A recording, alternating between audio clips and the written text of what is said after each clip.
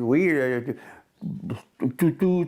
pendant la guerre, parce pendant la guerre, elle faisait un peu de couture. Et puis pour les gens, elle travaillait un peu pour les gens, pour se faire un petit peu d'argent de poche.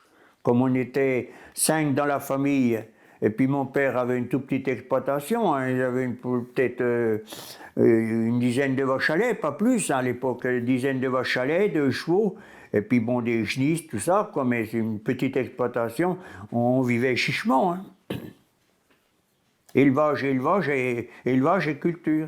Ici, toutes les fermes, c'était polyvalent. Hein. Ils faisaient de la graine, du foin, et puis c'était plus la culture d'aujourd'hui. Hein. Ils avaient maximum, les fermes les plus importantes, maximum, elles avaient 3 chevaux. Hein. Ici, mon père, à un moment, il a eu 3 chevaux, mais pas beaucoup. Hein. Et même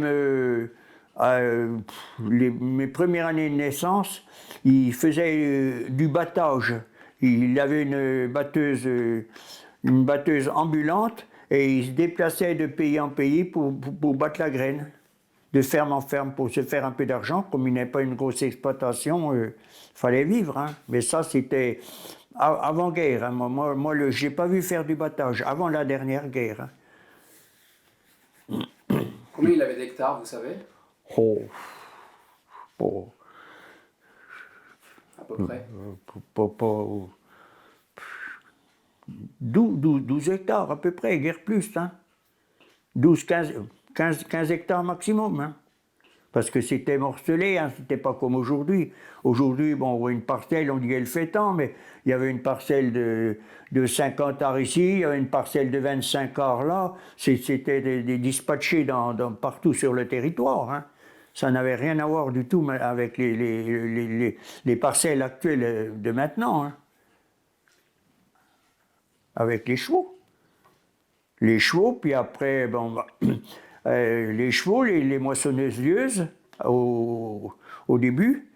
Et puis après, ben, les années 50, est arrivé les moissonneuses-batteuses, les presses pour presser le fourrage. C'était quand même beaucoup plus pratique, hein, parce qu'autrement, au départ, le fourrage, il était en vrac. Hein, fallait le charger en vrac, fallait le ramasser, le mettre en petit tas, le charger. Ça n'avait rien à voir, même avec... aujourd'hui encore, c'est encore une autre histoire. Hein.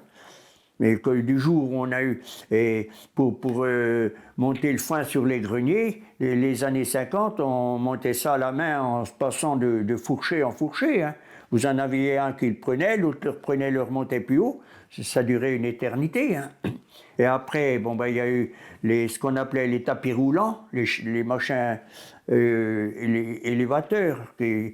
C'était avec un tapis roulant avec des griffes, puis on jetait le foin dessus, puis on mettait ça sur les greniers. Et il y a eu les turbos, avec les tuyaux à air. Mon père en avait un, bon, on mettait ça dans une cuve, il y avait un ventilateur, puis ça vous expulsait le foin sur les greniers. Puis après, il y a eu les presses. Les presses, ici, ça a apparu au niveau les années 60, quoi, guerre avant. Hein. Jusqu'à cette époque-là, c'était encore les élévateurs et les turbos. Après, il y a eu les presses, c'était encore beaucoup plus facile. Il y avait les petites bottes, c'était facile à déplacer, à charger, à manipuler. Hein. Et votre maman participait aux travaux des champs? Ah oui, un peu. Hein. Ah ben oui, parce que quand ça, on faisait beaucoup de légumes, hein, des pommes de terre, beaucoup de pommes de terre, parce que à l'époque, on nourrissait des porcs bien souvent. Hein. Alors les porcs, on leur faisait cuire des pommes de terre l'hiver, hein, et puis des betteraves pour les bovins. Alors tout ça, c'était du travail. Il fallait l'entretenir toute l'année, bêcher, nettoyer, et puis à l'automne, il fallait rentrer ça en vrac. Hein, les betteraves, on en avait, à l'époque, c'était au moment des chevaux. Bon, ben, on jetait ça dans un tomberon, on basculait ça dans les granges, puis après on rentrait ça avec des corbeilles dans les caves. Hein. Ça faisait une manutention terrible. Hein. Surtout les betteraves, parce que les betteraves, il y en avait beaucoup plus que de pommes de terre. Mais les pommes de terre, c'était du travail aussi quand même. Hein. Mais les pommes de terre, on nourrissait beaucoup les cochons, parce que les années 50, chaque famille tuait un cochon toute l'année. Hein. Il nourrissait un cochon, il le tuait au printemps, et puis ça faisait de la viande pour une partie de l'année. Hein. Le lard, tout ça, c'était salé dans des saloirs en bois. Oui. Est-ce que vous viviez en autosuffisance, en autarcie? Oh non, non, bah non. Hein. Non, non, mais quand ça, bien souvent, toutes les familles avaient des volailles, des lapins. Alors les volailles, les lapins, bien souvent, puis il y avait des commerçants qui passaient pratiquement une fois par semaine. Hein. Alors les commerçants, ils achetaient par exemple un lapin, alors ils les ramenaient dans leur, dans leur commerce, dans le lieu où ils habitaient, ils les tuaient, et puis le samedi, bien souvent, ils allaient les vendre sur les marchés aux villes environnantes. Ici, ils allaient à Langres, au Chaumont. Hein.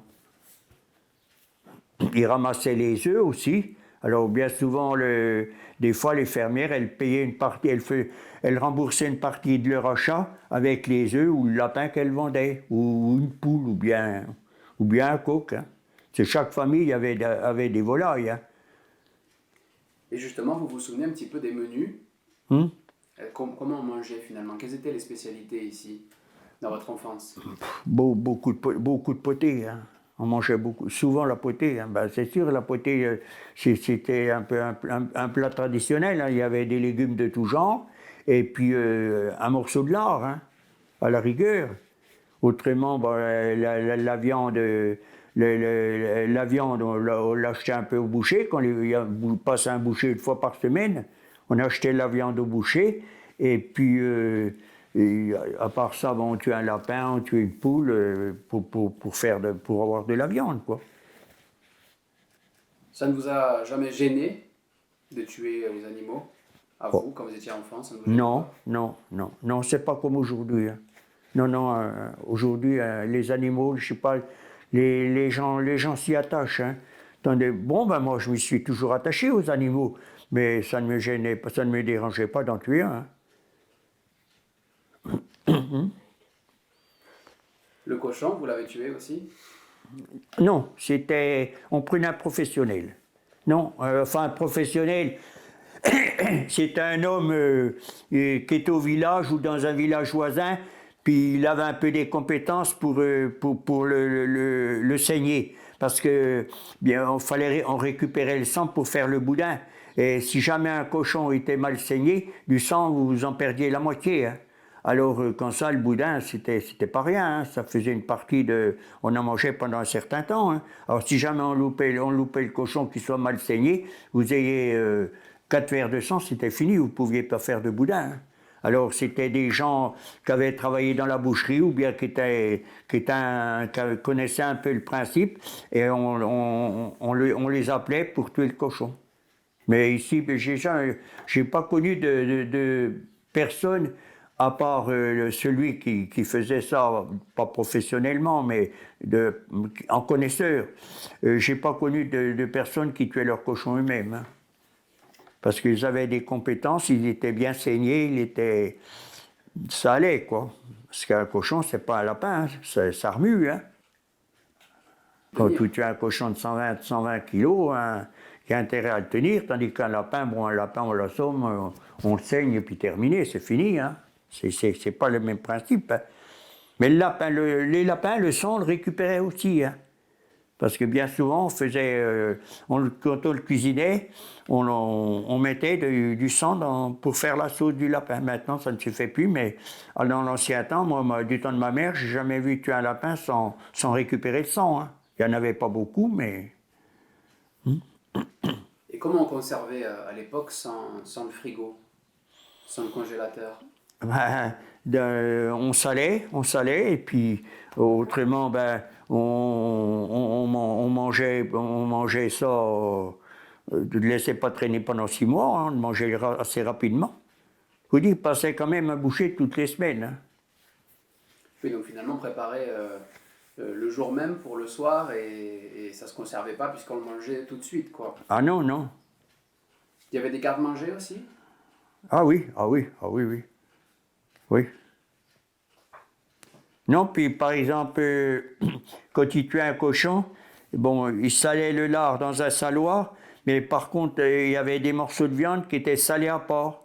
Ils ne s'étaient pas mélangés. Par exemple, les côtes, tout ça, ils les salaient, mais dans un autre récipient.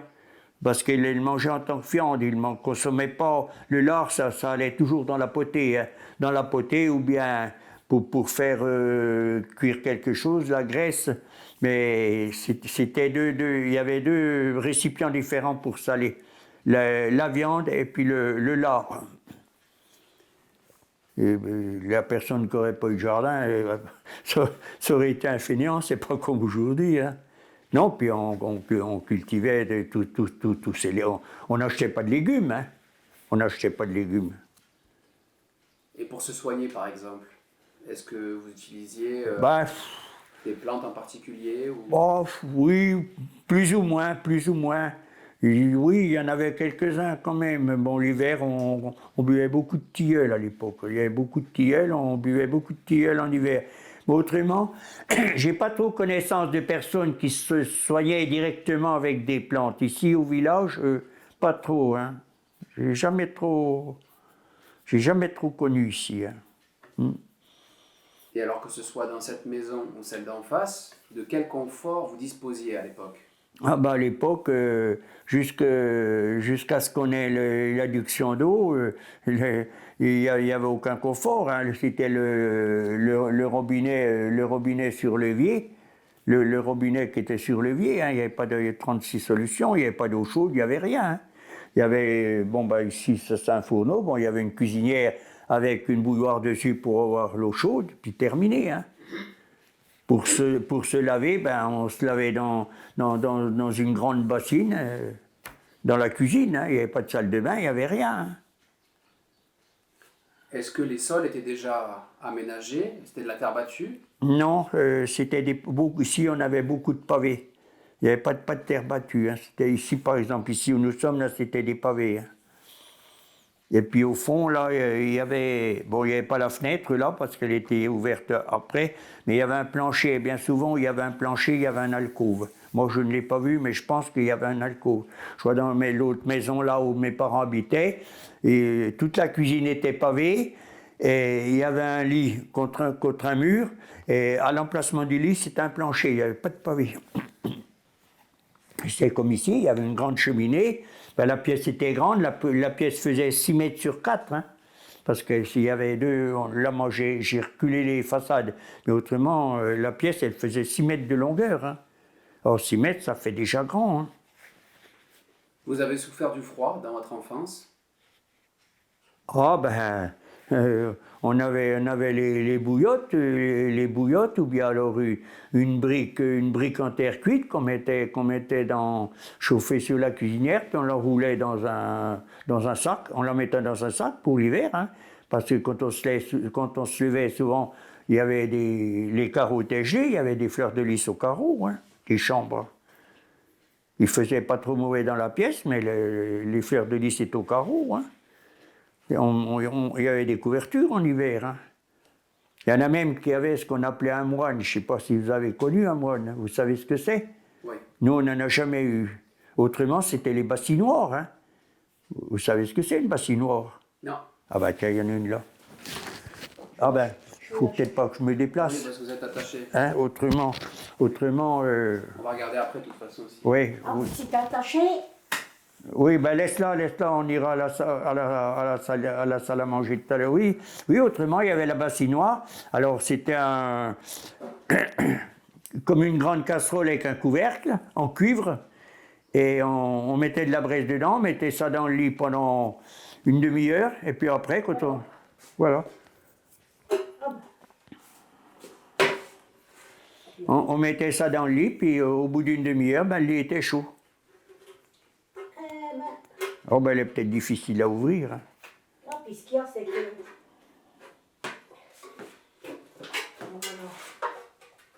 C'est bien qu'on mettait la braise là-dedans. Ouais. Puis... Ah oui. Je peux? C'est lourd peut-être, non? Oh non, c'est pas lourd, c'est du cuivre. C'est du cuivre. Oh ben nous, on a beaucoup de... Elle a servi celle-ci? Elle a bien servi celle-ci? Ben, je sais pas, moi je m'en suis jamais servi. Oh ben nous, on ne s'en est jamais servi, hein. Ça s'entend, c'est facile, hein. Je peux vous la donner pour vous la montrer à la caméra? Alors, comment ça se... Expliquez-moi comment... Eh ben, on mettait de la braise dedans, on fermait le couvercle, et puis on mettait ça carrément dans le lit, avec le manche. Et puis, ben, On le promenait un peu un certain temps, puis on l'enlevait, les draps étaient chauds. Et ça craignait pas pour le... Ben, il fallait pas la retourner, hein, fallait la laisser, mais ça ne brûlait pas les draps, hein. Oh ben là, j'ai beaucoup de trucs anciens. Par exemple, j'ai le... Là, dans la pièce à côté, j'ai un petit tonnelet en bois, à peu près long comme ça, puis à peu près comme ça de diamètre. Alors les paysans, quand ils allaient faucher à la faux, au début du siècle dernier, ils emmenaient ça, et ils emmenaient de la boisson dedans. C'était pas un objet en ferraille, un petit tonnelet en bois. Et il y a un petit bouchon dessus, prenez le bouchon, puis buvez à la rigolade avec. Comment ça s'appelait ça? Un tonnelet. Un tonnelet? Oui. En bois? Oui, en bois. J'en ai un de l'autre côté, là. Il est sur un meuble.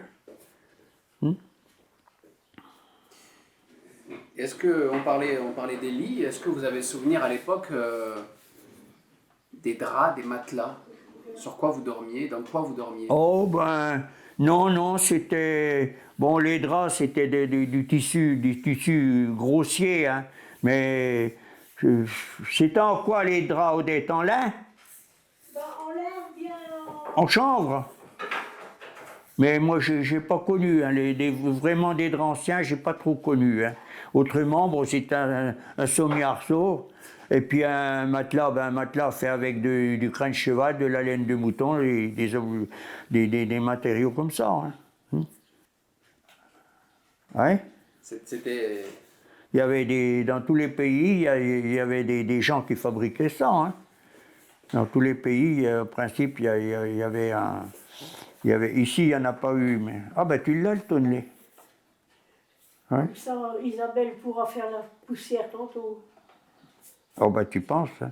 Je lui ai mal Ah, vous voyez, il emmenait ça, et puis ils enlevaient le bouchon, puis ils buvaient à la rigolade avec. Et ça a largement son temps, hein. Ça a largement son temps. Tiens.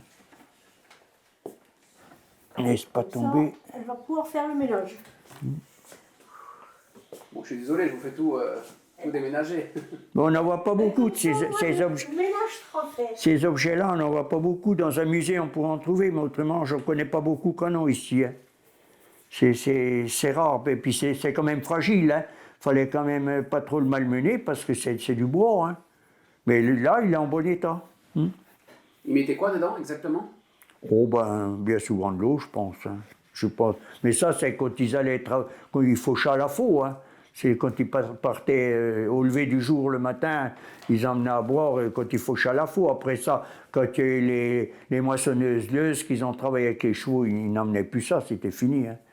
Ça, c'est au début du XXe siècle, ces objets-là. Jusqu'à la dernière guerre.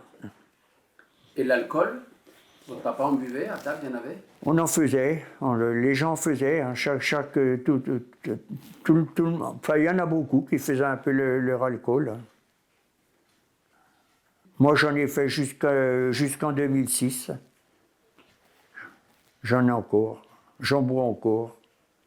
Vous buvez quoi? De l'alcool que j'ai fait. De l'eau de vie? Je peux vous en faire boire si vous voulez. J'en ai qui a... Oh, la plus vieille que j'ai, ben, elle est pratiquement de l'année qu'on s'est mariés. Alors, on s'est mariés en 68. Alors, elle est depuis toute jeune, hein. Oui, ben, on conservait ça dans les bonbonnes.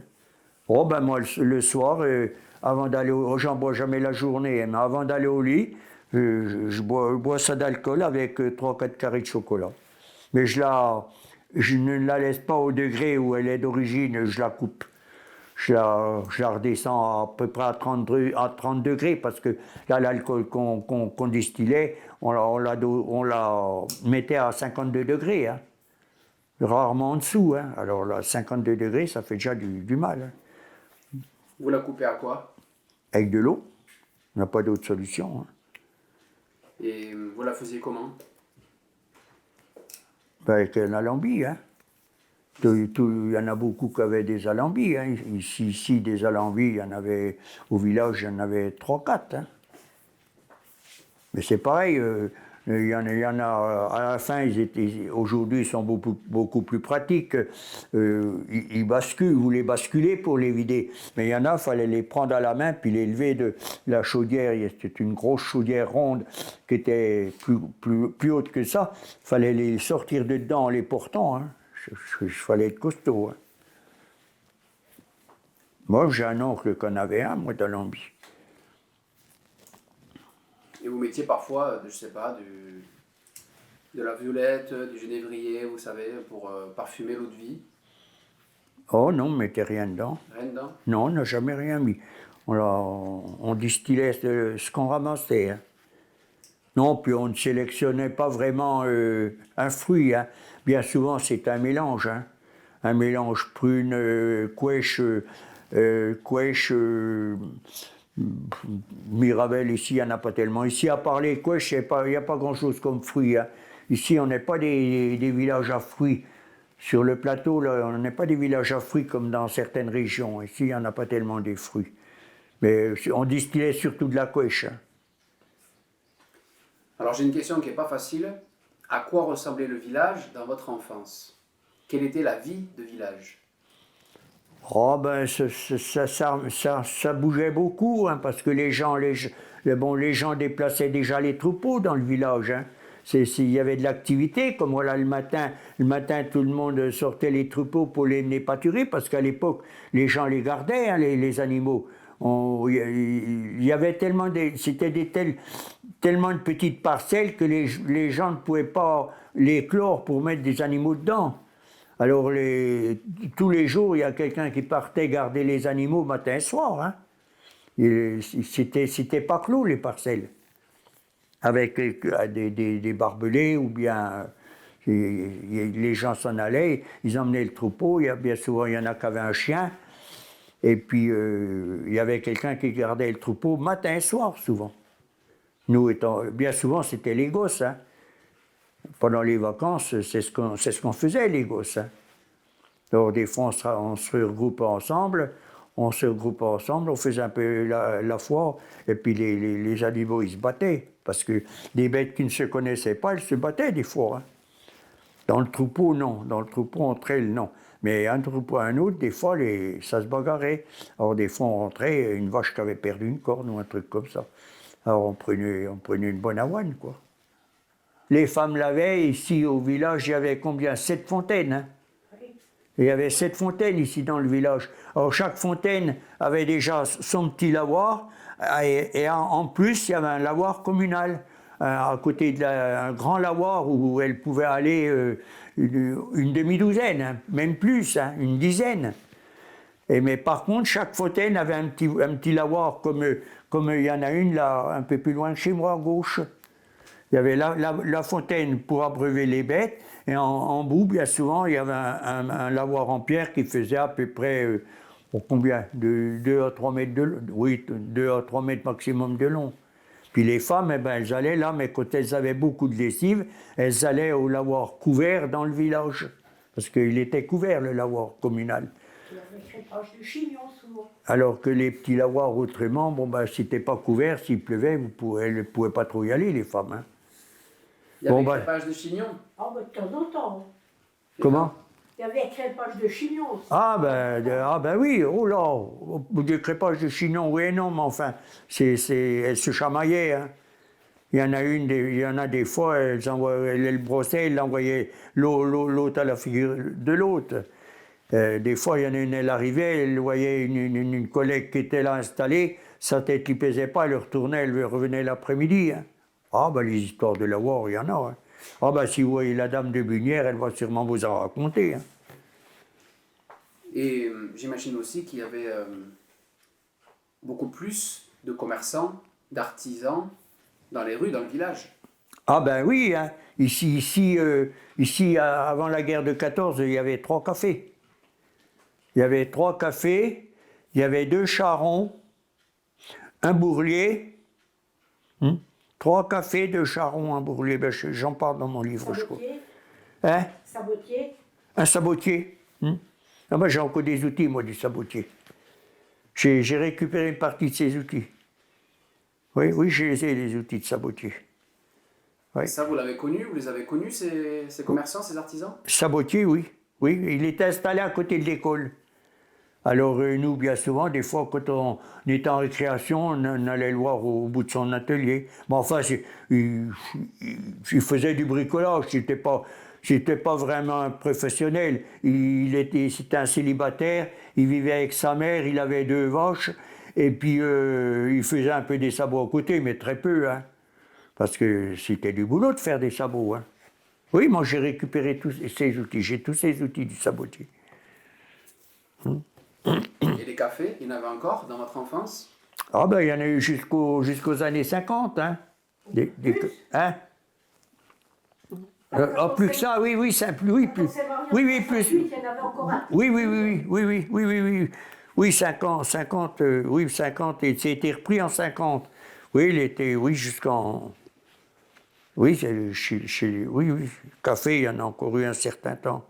Il y avait du cinéma qui menait une fois tous les 15 jours, à peu près, l'hiver. Un cinéma ambulant. L'hiver? L'hiver? Comment ça marchait, ça? C'était un camion? Non, dans la salle de café. Il avait son appareil et puis il installait comme un genre de drap contre un mur, et puis il avait son appareil, il projetait, il faisait écran. Puis tous les gens se rassemblaient dans la salle.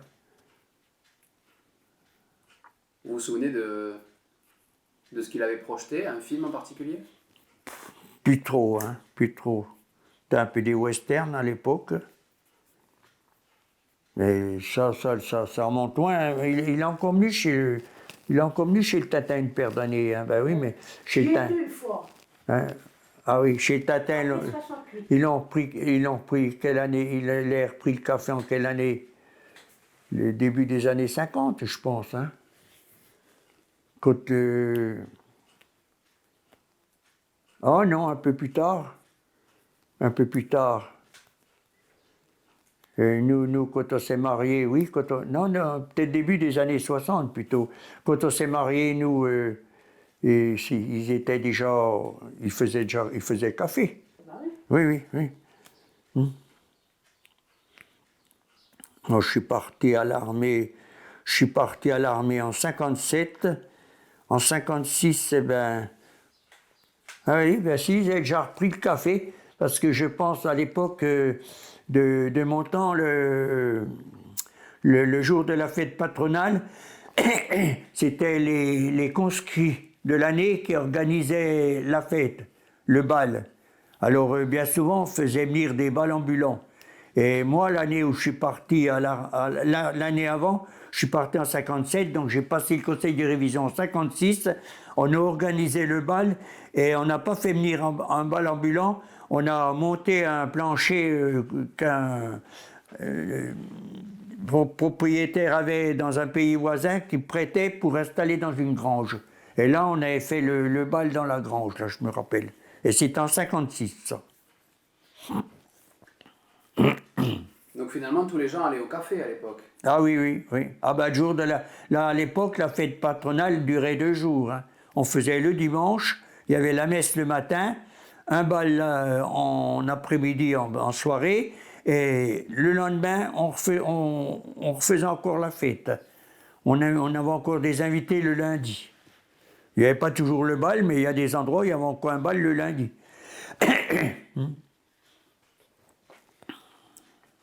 Est-ce que vous regrettez la vie de village de votre enfance?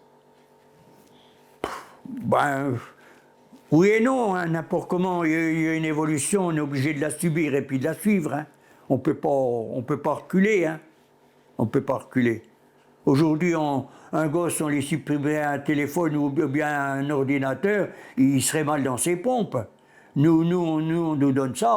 Moi, personnellement, je peux pas m'en servir. Bon, le téléphone, je vois plus. L'ordinateur, je verrai pas plus non plus. Mais c'est des trucs moi, personnellement, je ne m'y suis pas attaché.